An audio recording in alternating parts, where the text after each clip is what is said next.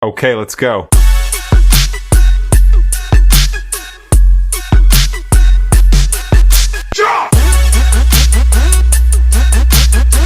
Welcome to Speak and Shine with Marwa. I'm so incredibly pumped to be co-hosting with you today, Marwa. Thank you. And a huge warm welcome to everyone joining our explainer today. We're going to be talking about how to speak perfectly, really kindly, and with so much enthusiasm. We are tackling a topic that honestly just frustrates so many English learners. Today's masterclass is all about how to sound polite, natural, and absolutely confident in conversational English. And you know what the absolute best part is? We are doing the whole shebang without a single boring grammar rule. You hit the nail on the head. If your brain is totally fried from memorizing textbook formulas, you are in the exact right place. Okay, let's jump right in. So, the real secret here is revealed right off the bat.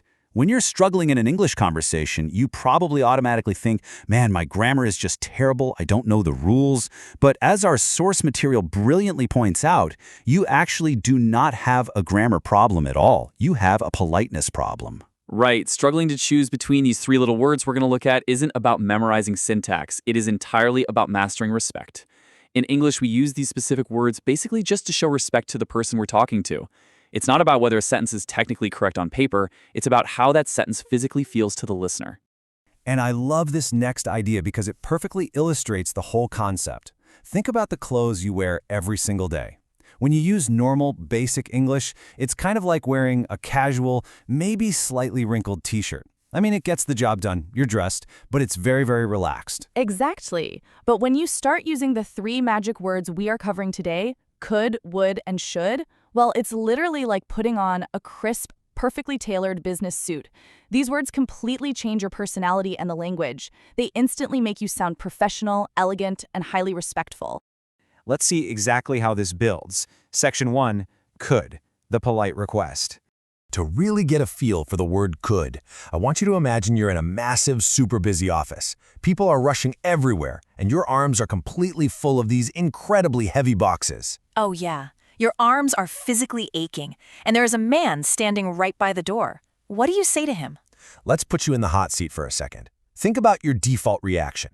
What's the very first English sentence that naturally pops into your head to get this guy to open the door for you? Now, if you thought, can you open the door? Well, that is perfectly normal English. You're basically wearing that casual t-shirt. The word can really just asks about physical ability. It's almost like you're looking at him and asking, hey, do your arms work? Yeah, exactly. But let's upgrade that context. Could you open the door? Just swapping that one tiny word makes the request feel instantly softer, so much more gentle, and infinitely more respectful. That is the real magic of could. It takes a basic, slightly blunt question and transforms it into a highly polite request.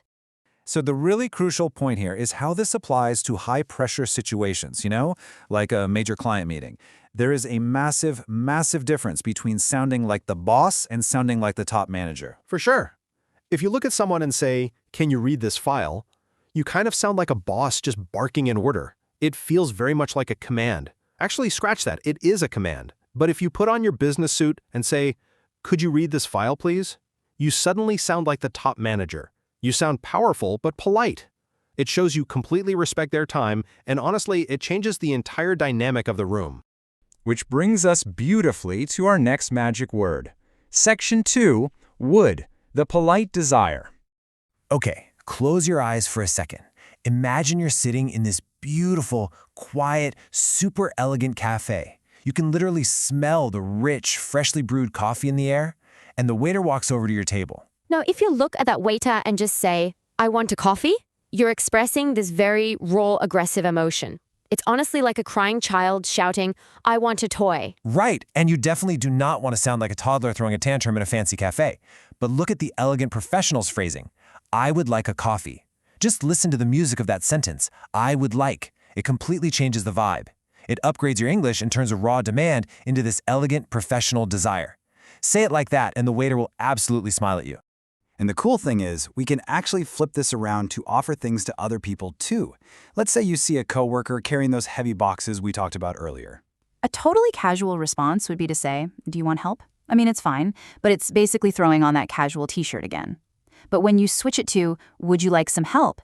You turn a totally average question into the absolute most polite way possible to offer your assistance.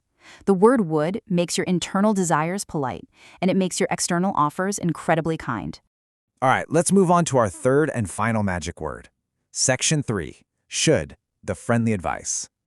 Okay, everyone, take a deep breath because navigating high-stress situations is where this specific word will absolutely save your relationships. Boy, imagine your coworker is just unbelievably stressed. They're dealing with a massive problem on their project, you can see their head physically hurts from the tension, and you genuinely just want to help them out. So how do you naturally advise a friend when they're in that state? Because if you aren't really careful with your words here, you run a very real danger of accidentally sounding super aggressive, which just adds to their massive pile of stress. And this comparison brilliantly illustrates that danger. If you just look at them and say, talk to your manager, well, that's a command. It feels like a direct order. It's almost like you're shouting at someone who is already completely overwhelmed. But look at the polite alternative. Adding should turns the exact same idea into what our sources actually call a warm hug for a stressed brain. You should talk to your manager. It instantly feels so much better, right? It shows that you're gently guiding them simply because you actually care about them. So, the really crucial takeaway here is understanding the true definition of should as a feeling, not a strict grammar rule. Should is just friendly advice. Exactly. It is never a pushy order. It's not a mandate. It is simply a polite suggestion that gives the other person a really good idea, but leaves the final choice completely up to them. It's just a really safe, polite way to guide someone. Just like looking at a totally exhausted coworker with dark circles under their eyes and saying, you should take a break. Okay, I think it is officially time to put our new communication superpowers to the ultimate test. Section 4. The Politeness Makeover Aerolab. Let's test these out using our summary table to lock this in our brains forever. All right, boy, if I say to you, hey, you must help me right now, how do we fix that? Ooh, wow, very aggressive. We need to use our polite request. Could you help me, please? Just like asking for help with those heavy boxes in that busy office. Perfect. Okay, what if I demand, I want coffee? We're going to upgrade that casual t-shirt to a polite desire. I would like a coffee. Super elegant, just like sitting in our quiet cafe. Awesome. And finally, what about your project is bad, fix it? Yikes. Yeah, let's turn that into friendly advice immediately. You should check your project again. Visualizing these feelings in these scenarios makes the rules stick forever. Honestly, zero overthinking required. Which brings us to our golden rule for this explainer. Speak English, but speak it nicely. Being polite literally changes how the whole world treats you.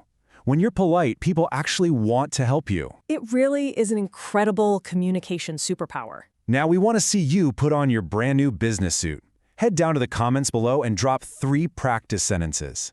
Give us one using could, one using would, and one using should. We are going to be reading them and helping out in our very own error lab right there in the comments. We absolutely cannot wait to read them. Remember, you do not have a grammar problem, you have a politeness problem, and you literally just solved it. Keep practicing, and we will catch you in the next explainer.